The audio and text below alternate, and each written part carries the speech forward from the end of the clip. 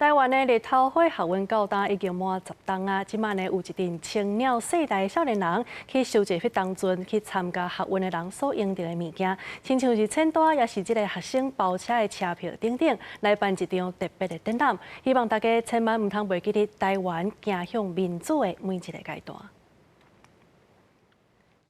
这双市内签图啊，看起来真普通，却互人藏伫咧玻璃柜仔内底。详细看报纸的内容，伫2014年3月10日，日头花学运冲入去立法院迄天，就是靠这双签图啊，参一台 iPad， 伫媒体还未到位之前，就先伫第一时间，甲立法院的状况以直播的方式放送予全国的人民知影。在第一时间让异常的状况直播出去的这双拖鞋，那这样的一个拖鞋，它其实带给我们一个很深刻的，就是身体感，或是去感受现场的这样的一个氛围。 这场展览叫做318运动10年回顾，是一群毋捌参与过日头花学运的学生，伫咧大汉了后接受到青鸟行动，开始对民主自由、国家认同有真深的想法，慢慢了解，才发现讲原来10年前嘛有一群大学生为着两岸服务贸易协议，反对立法院乌修作业，冲入去立法院抗争，为着要互青鸟世代了解这段历史，因才会举办这场展览。 到318的时候，我们那时候危机感很强烈。可是，身为一个经历过